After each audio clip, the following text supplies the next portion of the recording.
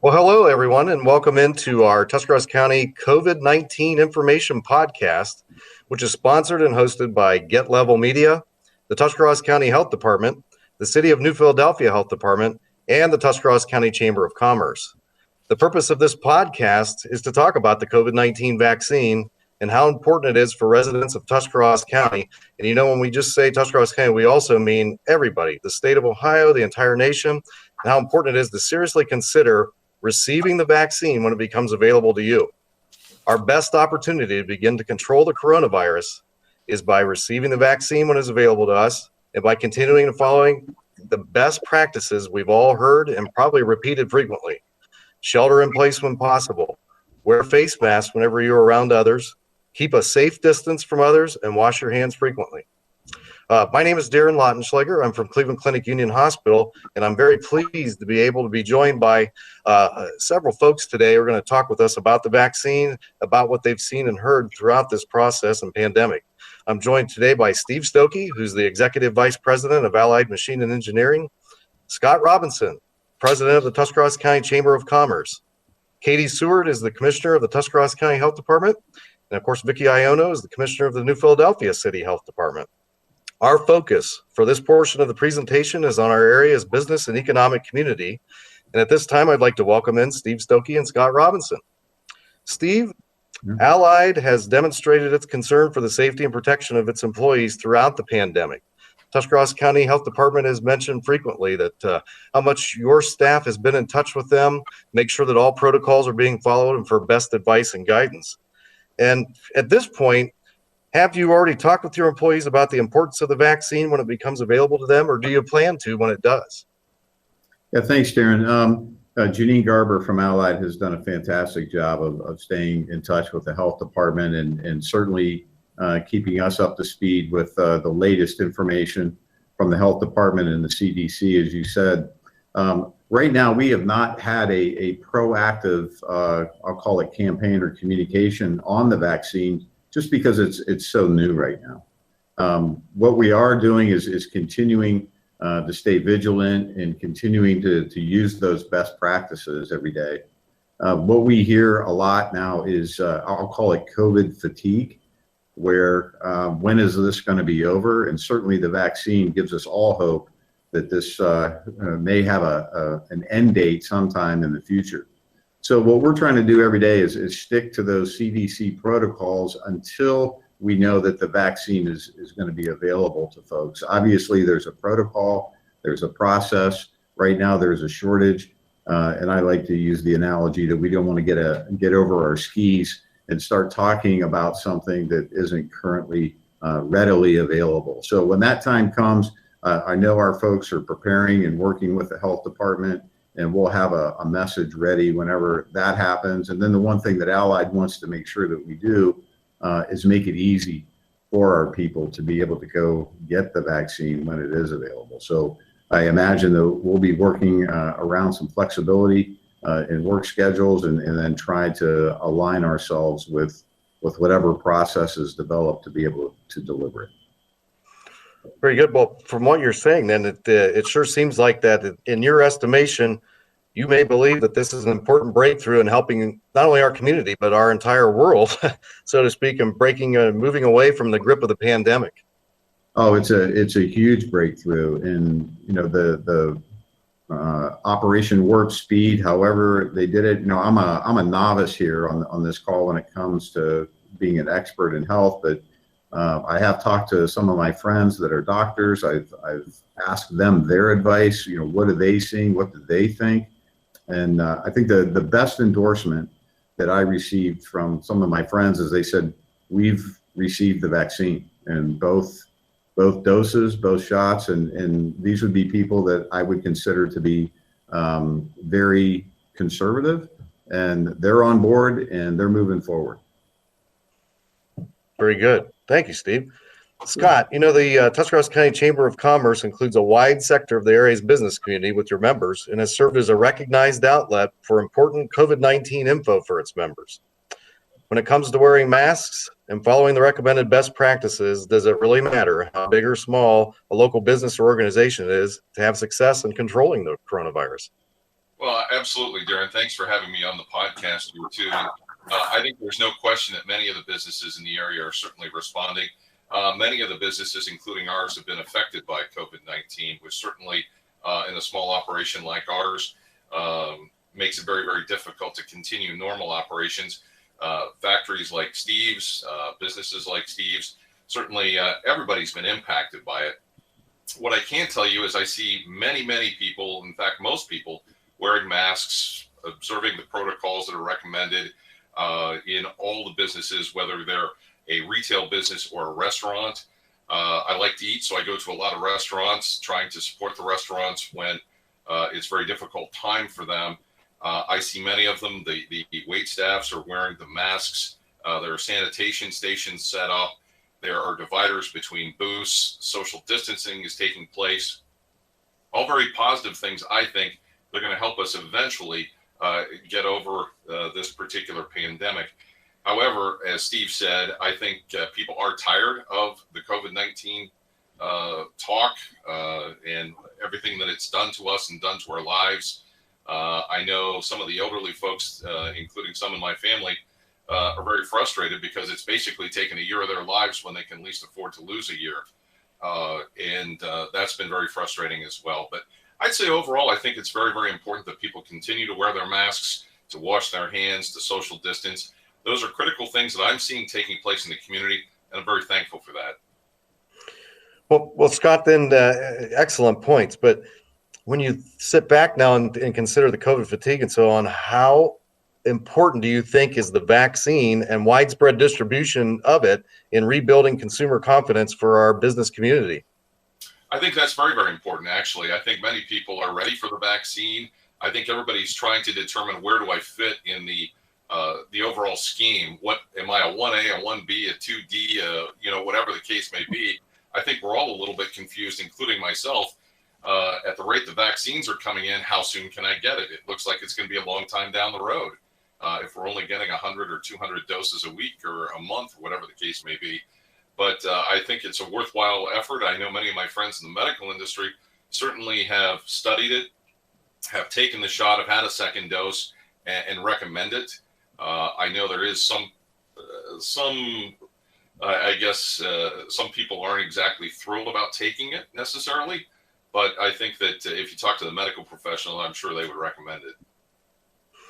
Thank you. And I think it's important to note at the time we're recording this podcast, really the information and the distribution of the vaccine is just starting the tip of the iceberg, and we're starting to get details on how it's going to be distributed right here in Tuscarawas County. So as we sit back and we watch over this unfold over the next several weeks and months, I'm sure we're going to have more concrete details to share with our communities. And I'd like to thank you again, both Steve and Scott, for sharing these important insights. And now we'd like to welcome in and turn to our two health commissioners to address some of the common questions they are receiving about the vaccine right now.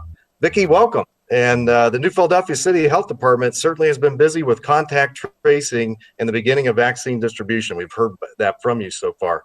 With the COVID vaccine now available, even with the limited supply that we're starting to see come in, how important is it to continue with the safety protocols, to wear facial coverings, observe social distancing, and frequent hand washing, and how are you delivering that message? Oh, thank you. Thank you for having me. So we need to continue doing the things that we know do work, and that is those facial coverings, the hand washing, and social distancing. We are thrilled that we are now able to start vaccinating. We see a little bit of a light at the end of the tunnel, but it's going to be quite a while before enough people get vaccinated that we can let down these safety measures that we have in place. And we still don't know exactly whether we could still be a carrier, even though we're immune, can we carry? So that research is still ongoing, and we want to make sure before we let down our guards per se is that we have proof that we can't carry. So we want to continue to wear those facial coverings and social distance and sanitize our hands and surfaces for now. it's going to be, we also have to remember that's what I was going to say, that we have a 14-day window. Once we do receive our vaccine, we need to wait for those antibodies to build in our system. And also after that second dose, so we have full coverage of, at least with the Moderna, about 94%. Okay. Vicki, one of the things that happens when new information comes out is that a lot of people, first thing they do, grab their phone, start Googling, start looking on social media, trying to obtain information and so on. So there's a lot of information out there about potential side effects of taking the COVID vaccine. What can you tell us that you can share with folks about what are some of the expected side effects from receiving the COVID-19 vaccine? Okay, so from having the vaccination myself and some reporting back from some of our patients that have received it so far, we know that it can cause a sore arm for a couple days. Usually that resolves. It's sort of like a tetanus, where you just have a slight sore arm. A few of our folks that have had COVID infections in recent months have called back, and they experienced a little bit more immune response than that. They had like a flu-like symptoms. Usually they resolve within 24 hours. And that's something we may expect with the second dose for those of us that haven't had COVID infections, because then now our body has the antibodies and it will recognize that second dose and may do what it's supposed to do, and that's the immune response. And may heat up the body with a low-grade fever. You may have chills, fatigue, headache, some of those flu-like symptoms. But that should resolve within, like I said, 24 hours. That's what we've seen. And it really has been a wonderful vaccine overall with very little side effects, and hardly anyone, no one that we vaccinated have had any adverse event. And that seems to be the case in all of the reporting going on for both types of vaccines that have been distributed to this point, the Moderna and Pfizer. Is that correct, Vicki? That's correct. It's been very, very safe. We've had no one die from this vaccination, and very, very few contraindications, meaning reasons of why not to get it. So we really don't want people that are still in quarantine or, excuse me, actively sick from having COVID. We would want them to hold on that. We do know people that have recovered from COVID do have some immunity for a short term. But we don't screen for that. If they've had COVID in recent months, they still are really recommended to get the vaccine, because then you get long-term immunity. All right, very good. Thank you. You're welcome. Katie, we want to welcome you in too. And, the staff at the Tuscarawas County Health Department also has been very busy. We've seen all the reporting in recent months. And we know that you and your staff are working to slow the spread of the coronavirus in our community. But at this point, who is the vaccine approved for use for? And should a person who has already had COVID-19, we've had a lot of people in our community have it, should they be vaccinated too? Yeah, those are all really great questions. Thank you. I think that from a public health standpoint, we have for the last year been, the people that tell everyone what they can't do. You can't have gatherings. You can't be close to people. The business community has to put these things into place. And so we're really excited to be moving into this vaccination phase and being able to offer a resource back to our community and back to our businesses that will help them come out of this, and we really want to work with them and get that to them as quickly as possible. In terms of who the vaccine is currently approved for, it's right now dependent upon which type of vaccine you're receiving. So the two products that are currently available are Moderna and Pfizer. And Moderna is available and approved for use in those 18 and older. And the Pfizer is approved for use in those 16 and older. And so again, it just is based upon the manufacturer of the vaccine. And so we hope that, as the technology continues to grow and more vaccines come into the market, not only will we we be able to meet the demand a bit better in terms of people who want to be vaccinated, but also open it up to potentially different age groups. But again, right now, it is approved for use in those 18 and older for the Moderna and 16 and older for the Pfizer. And then to answer your second question as to if individuals who have had COVID, should they get vaccinated? Absolutely. We know that an individual does develop temporary antibodies after having a natural immune response to the virus, and we know that those are short-lived. We've actually seen individuals here locally that have become reinfected with COVID, and it's not something that you want to have more than once, even if you have a mild case of it. So best guesstimates are that antibodies are built up naturally for about 90 days. And so the CDC does say that, by that 90-day mark, you really need to be looking at getting a vaccine if it's available to you.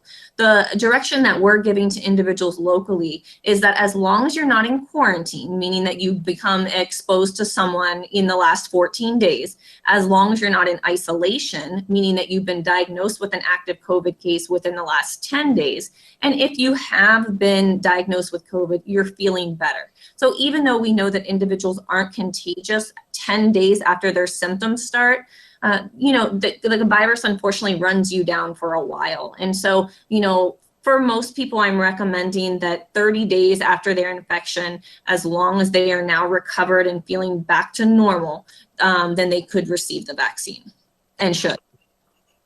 Very good. Thank you. And we talked about it a little bit with Vicki, but social media especially is full of all kinds of information. Doesn't mean that it's all true. But in this case, when it comes to our vaccine products, can either of them that are out there actually give a person COVID-19? Very true about social media, absolutely. It can be used for good. I mean, we certainly are utilizing it as a platform to share messaging, accurate messaging about the vaccine, as well as how people can register to go on the wait list to receive it. But like you said, there are many myths out there, and one of which is that the COVID vaccine can cause you to get COVID, and that is certainly not the case. It is not a live vaccine. Again, as Vicki had mentioned, there are some potential side effects from the vaccine that someone might experience, very mild, very short-lived, but that is actually kind of a good sign because it means that your body's doing what it's supposed to do and is starting to build up those antibodies that it will then recognize when exposed in the future. So no, you cannot get COVID from the COVID-19 vaccine. Very good. That was a very important point. And I want to thank all of you. It's really been my pleasure to talk with all of you during this segment. I'd like to thank again Steve Stokey, Scott Robinson, Vicki Iono, and Katie Seward for their time, but I'd really like to thank all of you for your leadership in our community in responding to this COVID-19 pandemic.